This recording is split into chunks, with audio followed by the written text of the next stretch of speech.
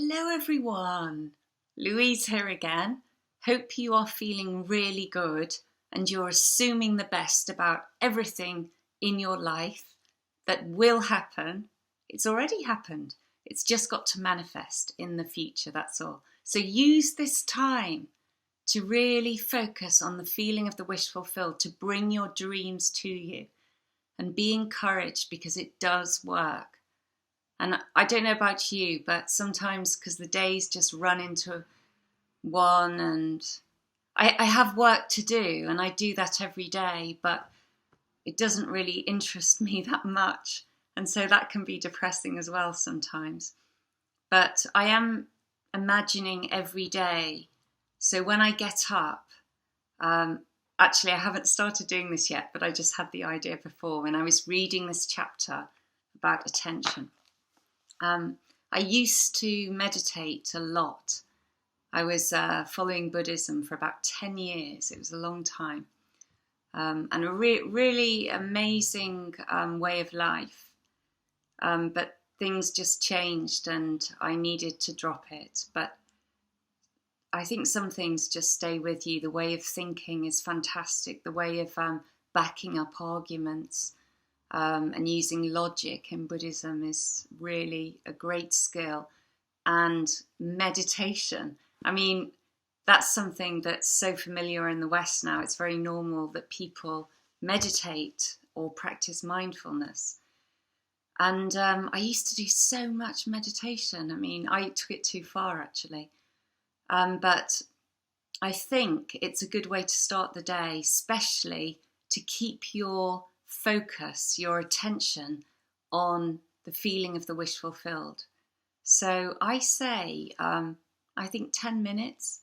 If you can do more, that's great. Start your day with 10 minutes and just a simple meditation. You can close your eyes. Just keep bringing the attention back on the breath all the time. And then every time your thoughts appear and you get lost in them a bit, as soon as you realise that you're lost in a thought, bring back your attention to your breathing and just keep doing that. And don't think, oh, I've done it again, I'm terrible. That's not what you're supposed to do. What it is, and I didn't even realise at first, it's practicing. That's why they call it a practice. You're practicing bringing your thoughts back to the here and now. So putting your attention on the breath is the best thing to do because you've always got the breath. And you're bringing your thoughts back to the here and now. You're practicing noticing that you've become distracted. And the quicker you notice, the quicker you can get back in the present moment. So if you do this practice in the morning, then throughout the day, hopefully, sometimes you're going to notice, oh, I've just got lost in a thought. And you bring your attention back again. And you can bring your attention back to the feeling of the wish fulfilled. And keep touching into that all the time. So I recommend that. Start the day, 10 minutes of that meditation. And then just see if that has any effect on your awareness throughout the day. And then after you've done the meditation, lie down or sit in a chair, close your eyes, shut out the senses, and imagine a scene that implies that your desire is realised. And don't imagine the scene that shows how it was realised, just something that implies it's all happened. And see the expressions on the faces of people you know and how they would react to you if they knew that you'd achieved your dream. You're going to be a slightly different person. They're going to look at you a bit differently. So imagine that. You need to see it in the faces of the people around you. And maybe they could be saying, oh, I remember when I used to work with so-and-so and we were doing this and now they're doing that, you know. I mean, you could be hearing these conversations, things like that. So then you generate the feeling of the wish fulfilled, which is the feeling you would have if you achieved your dream. And you've got to start to live from that feeling. Touching into that feeling throughout the day. Somebody shouting out there, I don't know if you heard that. And when I was reading this chapter about attention, it's obvious, I suppose, that you've got to put your attention on the feeling of the wish fulfilled. But for me, so many times, I will just go through the day, even though I haven't got much to do. I do have work to do, but I'm not stressed. I'm not hurried. And I will just forget to touch into the feeling. And it's such a simple thing to do. And I'm just thinking how to get into a habit of touching into it regularly. So I think meditation is key, and maybe every moment on the hour, you notice it's o'clock and you get back to the feeling as well. That's a good one, I think, with time. If you notice time, that is.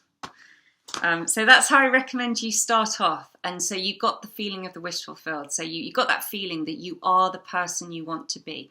Now, the attention on it is what I'm going to read now. So I hope this is helpful to you. And it starts with scripture from the book of James, chapter 1, verse 8. A double-minded man is unstable in all his ways. Something to chew over there. Attention is forceful in proportion to the narrowness of its focus. That is, when it is obsessed with a single idea or sensation. So, forceful. We shouldn't be imagining lots of different things and we're taking our attention to that thing, that thing, that thing, that thing, that. And it's so tempting to do because we want lots of things, don't we? But focus on the one thing that you really, really want, that manifests the state. You've got to, if you're living from the state, and the state's going to bring a variety of things. It's not going to just bring one thing, but just focus on the feeling of that. And don't be jumping from different ideas so much. I think it's going to bring it to you quicker if you're really focused on one thing, that's all. It is steadied and powerfully focused only by such an adjustment of the mind as permits you to see one thing only. For you steady the attention and increase its power by confining it. That goes back to when Neville Goddard was speaking about the piece of magnetized steel, and that when a piece of steel is magnetized, all the atoms or molecules are all facing in the same direction, and so they're all focused the same way, not randomly mixed up. And there's power in that. They enable the whole piece of steel to become magnetized, so this force occurs. I mean, I'm not a scientist, but could that be the same with our thoughts? Or the feeling of the imagination, if it's just completely confined to one idea, how much more powerful is it going to be? The desire which realizes itself is always a desire upon which attention is exclusively concentrated. For an idea is endowed with power only in proportion to the degree of attention fixed on it. So we need to give it a lot of attention if we want it to have a lot of power. Concentrated observation is the attentive attitude directed towards some specific end. The attentive attitude involves selection, for when you pay attention, it signifies that you have decided to focus your attention on one object or state rather than another. Therefore, when you know what you want, you must deliberately focus your attention on the feeling of the wish fulfilled, until that feeling fills the mind and crowds all other ideas out of consciousness. Deliberately focus your attention on the feeling of your wish fulfilled. So we've got to keep bringing the attention back to the feeling. When we're walking along, we go for a walk, you don't need to be imagining the scene all the time, but you just notice, this is where your awareness comes in, you just notice, am I focused on the feeling of the wish fulfilled? And bring your attention back to it. And it's just, subtly putting your attention on that feeling inside you. And just keeping doing it all the time. I don't know, maybe you're doing that already, but I don't do it that much, I don't think. I take my mind all the way back to the scene again, and I shouldn't need to do that if I'm familiar with the feeling. Just keeps bringing it back all the time. The power of attention is the measure of your inner force. Concentrated observation of one thing shuts out other things and causes them to disappear. The great secret of success is to focus the attention on the feeling of the wish fulfilled without permitting any distraction. All progress depends upon an increase of attention. The ideas which impel you to action are those which dominate the consciousness, those which possess the attention. And it's true, when I've just been really focused on the feeling of the wish fulfilled, I start to think from that feeling and I start to get new ideas. But they're ideas that are coming from the feeling because it's ideas of a different state. And they're just naturally being generated. So you know if you're in the feeling of the wish fulfilled, if your mind starts to be thinking from that feeling and coming up with these new ideas that you haven't had before, but would involve being in that state. And I hope you've had that. It's a very good sign. So let me know if that's happening with you a lot. And there's another scripture quote here, but it doesn't say where it's come from. It's Paul. This one thing I do, forgetting those things that are behind, I press toward the mark. This means this one thing you can do, forgetting those things that are behind. You can press toward the mark of filling your mind with the feeling of the wish fulfilled. To the unenlightened man, this will seem to be all fantasy, yet all progress comes from those who do not take the accepted view, nor accept the world as it is. As was stated heretofore, if you can imagine what you please, and if the forms of your thought are as vivid as the forms of nature, you are by virtue of the power of your imagination, master of your fate. Your imagination is you yourself, and the world as your imagination sees it is the real world. I think I'll just read the last bit, and then I found something about thinking from the end rather than thinking of the end. When you set out to master the movements of attention, which must be done if you would successfully alter the course of observed events, it is then you realize how little control you exercise over your imagination and how much it is dominated by sensory impressions and by drifting on the tides of idle moods. I find myself thinking of all kinds of things throughout the day. They're like clouds that just drift into my mind and then go away. From the moment I wake up to the end of the day, just really silly, insignificant things sometimes. And opinions come up a lot. And that never used to happen. Not when I was a Buddhist anyway.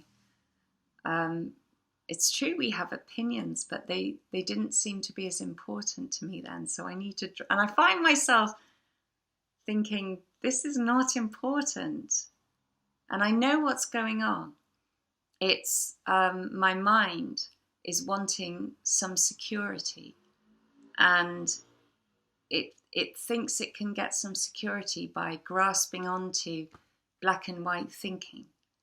I call it black and white thinking when you just see things totally black or white. It's this or it's the other. There's no shades of grey. When in real life, there's so many shades of grey. It's thinking of things as right or wrong, as seeing your own opinion as fact. And it's not fact. So many adults see their opinions as fact. And I know I grasp onto my opinions sometimes, but I know it's not fact. I know it's just my belief. But it's amazing. Children do that, but I'm always surprised that adults do. I don't know why. I'm sure I've done it too many times. But anyway, where was I?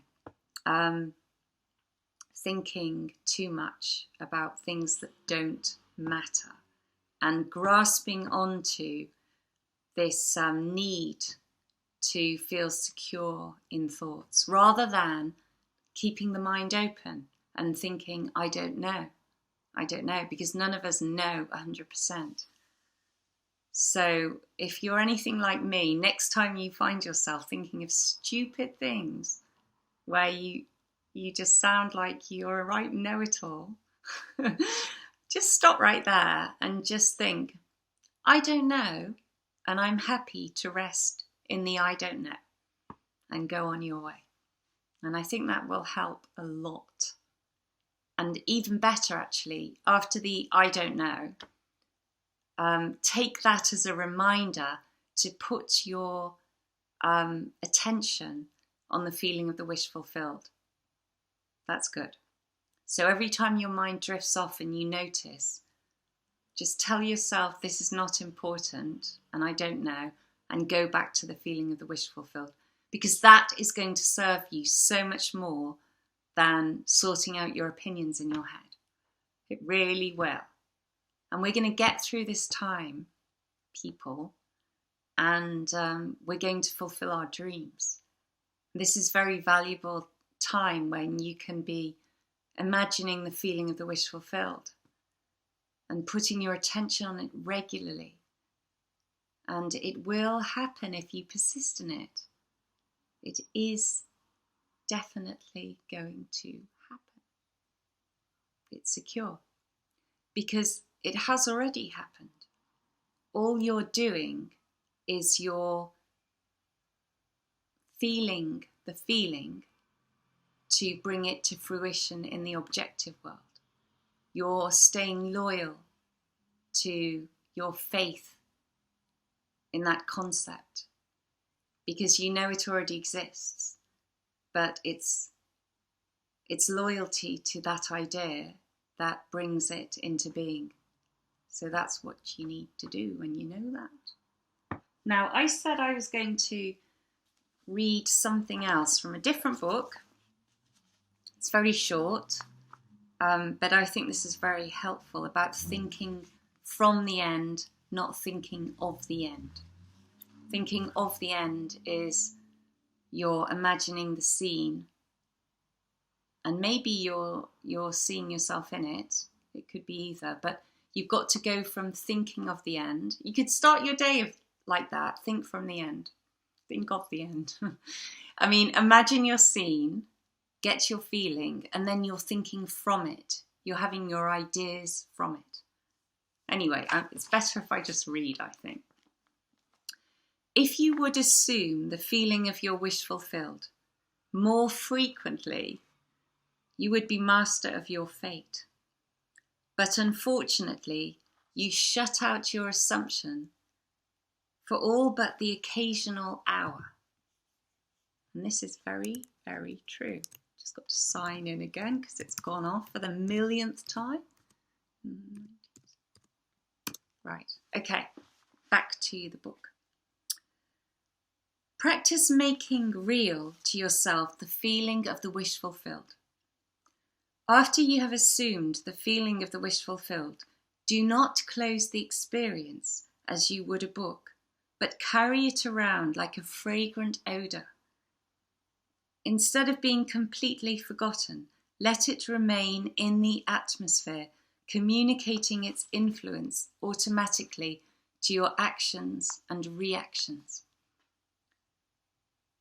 That's very good, isn't it? It's influencing everything. If you're keeping your attention on it, it's having an effect on everything around you and how you're becoming it. A mood often repeated gains a momentum that is hard to break or check. So be careful of the feelings you entertain. Habitual moods reveal the state with which you are fused.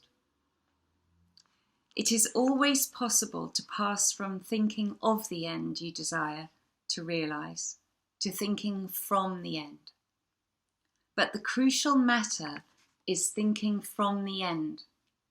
For thinking from means unification or fusion with the idea. Whereas in thinking of the end, there is always subject and object. The thinking individual and the thing thought. You must imagine yourself into the state of your wish fulfilled, in your love for that state, and in so doing, live and think from it and no more of it. You pass from thinking of to thinking from by centering your imagination in the feeling of the wish fulfilled. That's excellent. So it's almost like, I know I've said this before, playing make-believe, but it's not because these ideas are coming up from the feeling. You might be just planning things, and when that happens, I'm going to do this, and then I'm going to do that, and it's real. You're really planning it. You're not making things up because you really feel it's happened, and that's, as I said, that's a very good sign. So I hope that was helpful to you, and it's all about attention on the wish fulfilled. It's all about maintaining that attention as often as you can. So practice meditation, keep bringing the mind back every time it goes off to the feeling of the wish fulfilled, and just whenever you're doing things, just have like a subtle, you're subtly resting in that feeling. So learn to speak to people and at the same time be feeling the wish fulfilled. See it as your main practice. It's all about how long today can I keep my attention on the feeling of the wish fulfilled. And it will go off sometimes, that's normal, but just keep bringing it back and just monitor how much progress you make every day. You can do it. That would be so fulfilling, and it's going to feel really good as well, and you will just become the new concept of self because you're doing it so often. You are clothing yourself in the state every time you're living in the state. You're in it. That's the actual thing. So that's it really. Hope you liked it. Let me know what you think and comments below. And just before I go, I just wanted to say a few things about VE Day, because it's not every day we have VE Day, and this one is the 75th year since the end of the Second World War. 75 years. It feels like such a long time ago, but it's not really. And I mentioned about the Captain Tom, who's been 100 recently. And he's really inspired our nation. He's brought the wartime spirit to this coronavirus time. I think we had it a little bit anyway, because people were making so many comparisons to the Second World War, and there are many similarities. But it's absolutely the whole world going through it now, absolutely. But it looks like there are some brighter days ahead. There are, but things are getting better now. So I hope everybody is feeling a bit more positive. Anyway, what did I want to say about the Second World War? We had the minute silence today at 11 o'clock. And I'd be interested to know, is that what they do in all the other countries as well? Because I know it's called V-Day in America. And probably Canada too, probably Australia. So do you hold a 1 minute silence where you're thinking of the soldiers at 11 o'clock? I mean, I guess you do, because that's just the obvious thing to do, isn't it? Remembering them. So we had it today, and it was very moving because they were showing clips of these soldiers beforehand. And I was thinking, first of all, of my immediate family, of my granddad, who's called Wilfred Cowley, and he fought in the Second World War. He was in the Navy, and he was on a submarine. And his submarine took a hit, and he was in the middle of the Atlantic Ocean. He was so lucky, so blessed, because there was an American ship following, not following, but they passed them and picked him up and took him to America. So he was really welcomed over there, because Americans are such friendly people anyway. And he was taken to, it was a small town near Chicago, I think, and because he had some relatives over there. And he was made a big fuss of, and the Americans really looked after him. So thank you, Americans. And he survived the war, thank God. And then there was my great uncle Victor, his younger brother, and he's the one that was fighting in Southeast Asia, in Burma. And one of his superiors spoke to them. They were in a tank, and the Japanese were coming after them to kill them. And somebody had to stay behind and shoot at the Japanese to try and enable the rest of the men to get away. And he did it. His name was Victor Cowley, Sergeant Victor Cowley. And so apparently it was in a book that my dad was telling me about recently, because the man, his superior, was watching from a hillside, and the tank took a direct hit. And then Victor jumped out with his Tommy gun and started firing at the Japs. It was certain death, obviously. And the superior saw it and wrote down what happened, and he got the medal. I think it was Victoria Medal or George Medal. And he'd done that before as well in Africa. He just jumped out firing, but he must have survived that one. So I thought of those two, my granddad and great uncle, and how awful it was to lose Victor, the uncle I never knew. And then I thought of all the soldiers, all the airmen, all the men in the Navy, everyone who died, and all the families left behind. And it was really sad. And then I thought of the ones that came back, and they were the lucky ones. And the ones who came back having lost limbs, or having their face blown off, or something awful like that. In fact, you're probably considered lucky if you were just traumatized. because at least physically you were in one piece. So I thought of them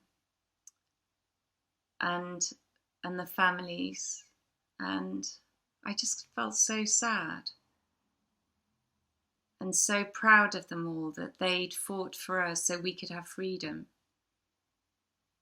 And I think it's important to remember them and to shed a few tears if you feel like that, because it's all love. And if it's true what we believe, and I believe it is, everything exists in the imagination. That means they are still there, all the souls that died. And I believe thinking about them and feeling good feelings for them and love does them a lot of good.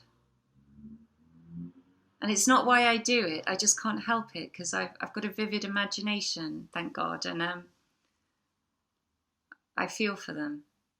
But I do believe it does a lot of good too, so spare them a thought every now and then, not just on VE Day. Probably lots of people do as well. So that's just my 2 cents as usual. Hope you enjoyed that. Please subscribe if you haven't already. I always appreciate any new subscribers. And have a lovely VE Day, even though you're probably watching this when it's not VE Day. Take care, everybody, and all the best. Bye.